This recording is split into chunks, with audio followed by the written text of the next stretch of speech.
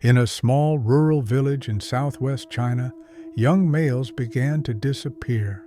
They left home in the morning, walked along the same narrow road, passed the same lonely house, and were never seen alive again. There were no ransom demands, no anonymous phone calls, no notes left behind, just a rising number of missing persons reports and families who refused to believe that their sons had simply chosen to run away. For years, officials treated each case as an isolated incident. A teenager who might have gone to the city for work, a young man who could have left after an argument, a student who simply failed to come back. On paper, these were separate files. In reality, they were pieces of the same pattern. The common denominator was a specific area in Jining County, in Yunnan province, and one particular village called Nanmen. On the edge of that village stood a modest farmer's house. The man who lived there was quiet, withdrawn, and known to have a criminal record. His name was Zhang Yongming. Many villagers walked past his gate every day. Most of them made it home. At least 11 did not.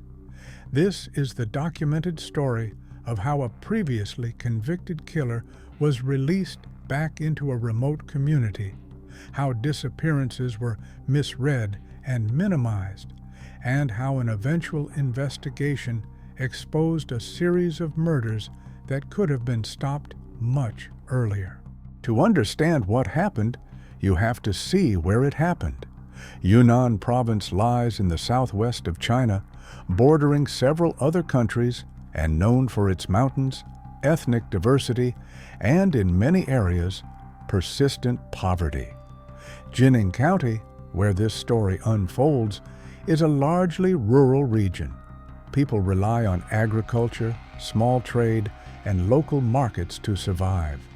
Nanmen Village, Zhang Yongming's home, is not a bustling city.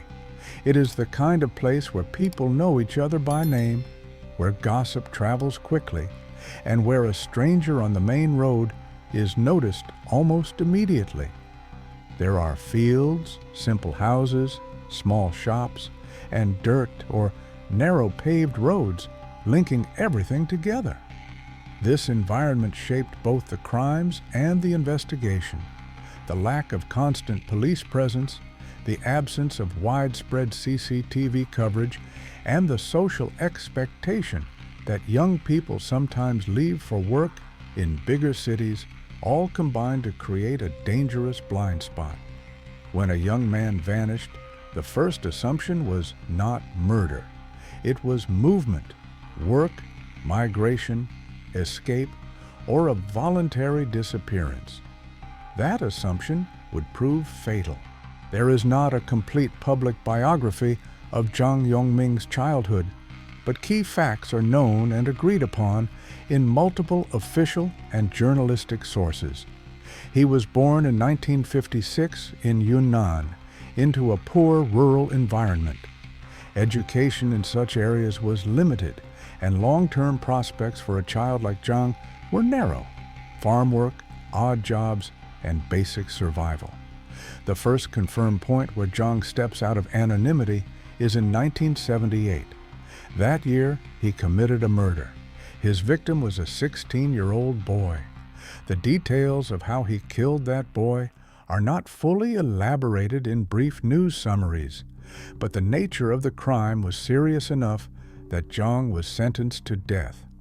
At that moment, the system had made a clear statement.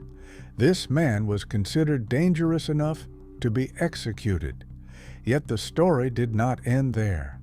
The death sentence was later commuted to a long prison term. The public record does not fully explain why the sentence was reduced, whether it was due to policy shifts, legal appeals, or other factors. But the outcome is what matters. Zhang was not executed. He served time, and eventually he walked out of prison alive. When he left custody, he did not disappear into a distant city. He went back to what he knew, his home area in Yunnan, and the rural life he had left behind. After his release, Zhang settled again in Nanmen village as a farmer. To the local community, he was an ex-convict with a serious crime in his past.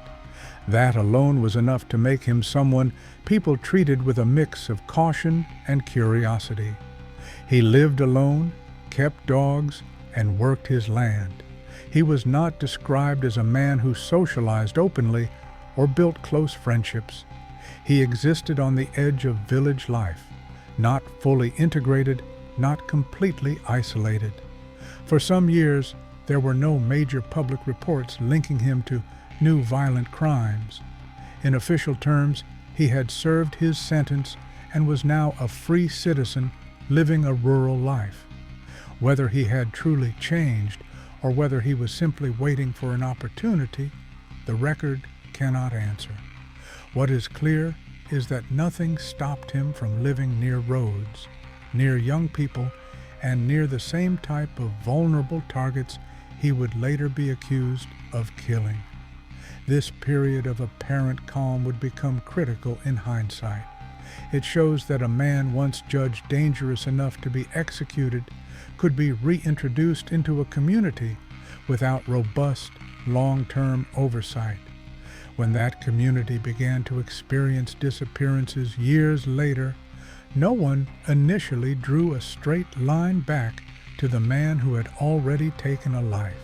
Around 2008, something changed. In and around Jining County, particularly near Nanmen village, boys and young men started to go missing. They were not disappearing in distant cities or in anonymous bus stations. They were disappearing close to home, on familiar routes. Some were students, others were villagers or temporary workers. Their ages generally fell within a range from early teens to young adulthood. In each case, the last sighting was unremarkable. A walk to the market, a trip to visit friends, a journey home along a known road, and then nothing. Families went to the authorities. They filed missing person reports, provided photographs, and described their sons as people who would not simply abandon their lives without a word. Despite this, many of these early cases were approached with a standard, almost routine mindset. Perhaps the missing had left to seek work in a city. Perhaps they had chosen to disappear.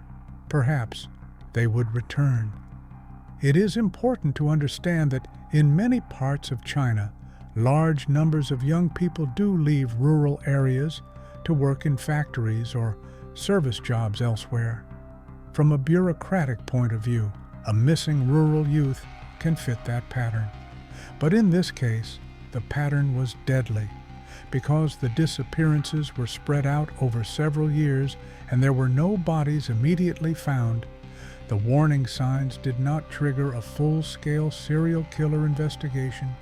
Each file sat on its own, and the link between them remained faint, visible to desperate families, but not yet undeniable to the system. As the months and years went by, the number of missing males in the area kept growing. Families who knew each other began to compare notes. They realized that their sons shared certain similarities. They were male, relatively young, and many disappeared in roughly the same geographical zone. Some were last seen near Nanmen. Some traveled along the same roads. Yet, when they asked why no connection was being made, they heard familiar explanations. Young men leave, investigations take time, there is no proof of foul play. For investigators overloaded with various tasks and working with limited resources, the lack of a body or a clear crime scene made it difficult to launch a major homicide operation. It is much easier to act decisively when there is a corpse, a weapon, or a clear trail. Here, there was only absence. In hindsight, it is clear that this period was the window in which earlier recognition might have saved lives. If the missing cases had been treated as potentially linked sooner, if the area had been more thoroughly canvassed, if the presence of a known former murderer in the exact same region had been weighed more heavily, the series might have been interrupted. Instead, the pattern continued to develop in the background, while the official narrative lagged behind reality. Eventually, the clustering of missing persons around a specific area in Jining became impossible to ignore. When their sons did not return, families pushed harder. They questioned not just what had happened, but why nothing had been found. What united these separate tragedies? Why were there no bodies, no arrests, no breakthrough? When investigators began to look broadly at the geography of the disappearances, one fact stood out. Many of the last known routes passed through or near Nanmen village, and specifically along a road that ran by one particular house. That house belonged to Zhang Yongming. He was no longer just a quiet farmer with a criminal record. He was a man living at a strategic point on a frequently used path in an area where multiple males had vanished without a trace. Villagers had also noticed disturbing details around his property. Some spoke of foul smells. Others mentioned the aggressive dogs he kept, chained in his yard. Combined with the fact that Zhang had already killed once before, this was enough to shift him from background figure to primary suspect. Authorities decided to stop treating his home as just another rural residence and to start treating it as a potential crime scene. When police entered Zhang's property, they were no longer dealing with theory. They were looking for something concrete to explain years of disappearances. What they found changed the case fundamentally.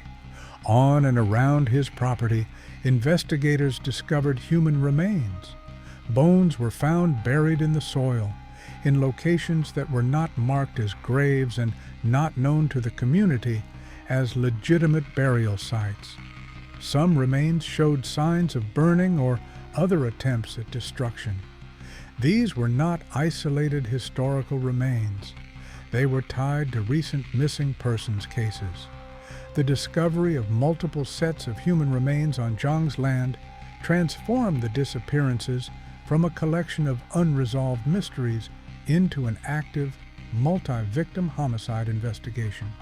There was now physical evidence that people had died and that their bodies had been disposed of on or around the property of a man with a known violent past. From this point forward, Zhang Yongming was no longer just suspected. He was under direct and intense scrutiny as the likely perpetrator of a series of killings. After the remains were found, forensic work became crucial. Authorities needed to determine how many individuals were represented by the bones and fragments, and to whom they belonged. Through examinations and, where possible, identification techniques, they connected some of the remains to specific missing persons. Personal belongings believed to be linked to victims were also reportedly found in or around Zhang's property. Every match tightened the link between Zhang and the disappearances. What had been a vague pattern became a documented connection. Missing person A, last seen near Nanmen. Human remains consistent with A, found buried near Zhang's home. Case after case followed this template. At the same time, investigators examined how the victims had died. According to the findings later presented in court, Zhang's primary method of killing was strangulation. The victims were males, often alone, approached or targeted near his home. Once killed, they were taken onto his property, where the bodies were dismembered, burned, or buried. The simplicity of this method, combined with the isolation of the environment and the initial assumption that the missing might have left voluntarily, explains how the series was able to continue for years before the pattern was officially acknowledged. At the end of the investigation and trial, the court held Zhang Yongming responsible for the murders of 11 males committed between 2008 and 2012. This number is important. It is not a rumor or a guess. It is the count attached to him in the official legal record. All 11 recognized victims were male. Most were relatively young, boys and young men, with a few older. They disappeared in the same general region, were last seen in similar circumstances, and were ultimately tied to Zhang through physical evidence, confessions, or both. Various media outlets have mentioned the possibility that he may have been responsible for more than 11 deaths, but from a factual documentary standpoint, there is a clear difference between speculation and what a court has proven beyond a reasonable doubt. In this film, the focus remains on those 11 victims because they represent the legally established core of the case. They are the lives for which Zhang was tried, convicted, and condemned. After Zhang's arrest and conviction, the case attracted intense media attention both inside and outside China. Many stories used extremely loaded language to describe him, calling him a cannibal or a monster, and highlighting the most shocking alleged details. Some reports, citing law enforcement sources and local accounts, claimed that Zhang fed parts of his victims' remains to his dogs, or sold human flesh at local markets as if it were another type of meat. These claims spread widely and became part of the public image of the case. However, when you look strictly at what is plainly and consistently documented in official legal summaries and government-aligned reports, not every sensational detail appears with the same clarity or emphasis. The core facts, 11 murders, male victims, strangulation, disposal of bodies on his land, are solid and uncontested. The more extreme allegations, such as specific methods of disposing of flesh or selling meat, require careful framing. For a serious documentary, the responsible approach is to separate these categories. The audience should be told that some behaviors attributed to Zhang come from media reports and secondary sources, and that while they may be based on interviews or unofficial briefings, they are not always spelled out in the same way in the public court record. That does not mean they are necessarily false. It means they must be labeled accurately as claims reported in the press, rather than as legally adjudicated facts. This distinction matters. It preserves credibility and makes clear to viewers where the boundary lies between proven crime and the narratives built around it. Once the remains were found and the connections to the missing persons were established, Zhang was arrested and formally charged. The charges focused on multiple counts of murder. The prosecution's case rested on physical evidence from his property, forensic links to victims, his previous criminal history, and statements made during the investigation. Witnesses and relatives of victims provided context, describing last sightings and the disappearance patterns. The trial took place in Yunnan, and by this stage, the case had become a national and even international story. The Chinese public was confronted with the idea that a man who had already been condemned to die for a killing decades earlier had not only survived that sentence, but had gone on to become a serial murderer in a rural community. In court, Zhang was ultimately found guilty of killing 11 people. The court concluded that he had lured or seized his victims near his home, strangled them, and then disposed of their bodies on his property. The brutality of his actions, the number of victims, and the fact that he was a repeat killer all weighed heavily in determining his punishment. The verdict was clear. Zhang Yongming was sentenced to death, with additional penalties including the deprivation of political rights, reflecting the gravity of his crimes. The death sentence was not merely symbolic, it was carried out. In early 2013, Chinese state media and major outlets reported that Zhang Yongming had been executed in Yunnan province.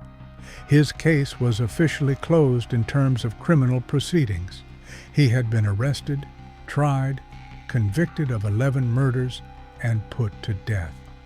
But the state's response did not end with his execution.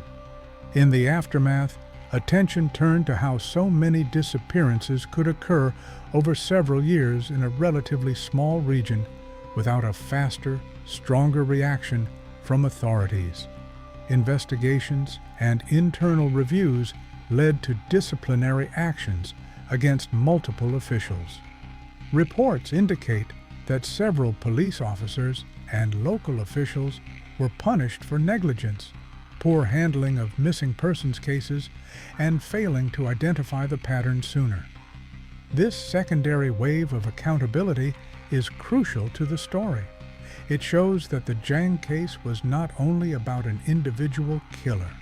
It was also about institutional failure, a system that did not connect the dots in time, that underestimated the significance of repeated disappearances, and that allowed a known killer to operate unchecked for too long. When you reconstruct the timeline, a stark picture emerges. In 1978, Zhang killed a boy and was sentenced to death. His life was spared, and the sentence was converted to imprisonment. Years later, he was released, returned to his village, and blended back into rural life. From 2008 to 2012, at least 11 males disappeared and died at his hands.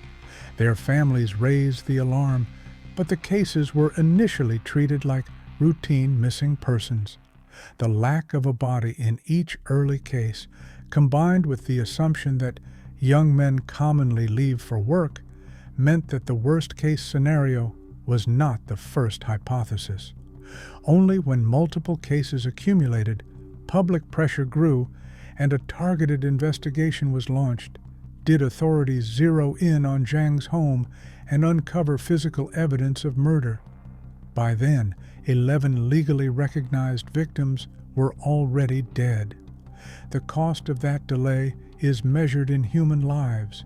Each disappearance was an opportunity to see the pattern sooner, to increase scrutiny, to question why so many similar cases were happening in one area. Each time the pattern was missed or downplayed, the killer was given more time.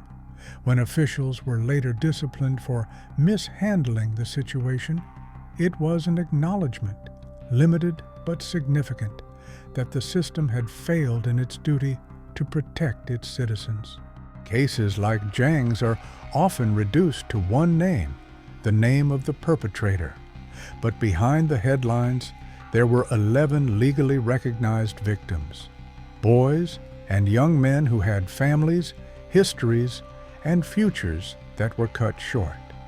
Their names do not appear as often in international coverage as Zhang's does, but they are the center of the real tragedy. They came from ordinary backgrounds. They walked familiar roads. They trusted that a routine trip through their own community was safe. Instead, they crossed paths with a man who had already proven once that he was capable of killing, and who had been given a second chance that turned into a deadly opportunity. A serious documentary about this case has to do more than recount the sequence of crimes. It has to acknowledge that each victim was more than just a statistic. It also has to show how public narratives can sometimes overshadow the people who suffered most, focusing instead on the shocking figure of the killer. The story of Zhang Yongming reveals several uncomfortable truths. First, it shows that releasing a person with a past conviction for murder back into the community is not a simple matter of finishing a sentence. Without continuous oversight, monitoring, and real reintegration efforts, a former killer can become a future killer. Second, It exposes the danger of treating missing persons cases, especially involving young men, as routine or low priority. When disappearances occur repeatedly in a confined area, the default explanation should not automatically be voluntary departure. The possibility of foul play must be taken seriously, even in the absence of a body. Third, it illustrates how difficult it can be for families in remote or poor regions to get quick, decisive action from authorities. Their warnings and fears may be dismissed or minimized for too long until the evidence is so overwhelming that it can no longer be ignored. Finally, it emphasizes the need for clear distinctions between proven facts and media narratives. The label "Cannibal," the most shocking alleged details, and the extreme imagery that surround the case may attract attention, but they can also blur the line between what is known and what is guessed. A factual approach insists on reliability over spectacle. In the end, the image that captures this story is simple: a small house on the edge of a village in Yunnan, a narrow road that many people use, a man standing in his yard, watching. For most passers-by, nothing happens. They keep walking, and life goes on. For at least 11 boys and young men, the story ended differently. They walked past that house, disappeared from the world of the living, and were later counted in a courtroom as victims of a man who should have been stopped long before. Zhang Yongming is dead. His execution closed his personal chapter in the justice system, but the questions raised by his case remain open. How many missing people anywhere in the world are treated as voluntary absentees when they are actually victims of hidden crimes? How many patterns are being missed right now because each file sits alone in a drawer? This documentary has not tried to turn Zhang into a myth. It has followed the documented trail. One man, one previous death sentence, one release, 11 legally proven murders, and a chain of institutional failures. The house is now empty, but the lesson it represents should not be. What do you think? Should someone like Zhang Yongming ever have been released at all? Tell your thoughts in the comments.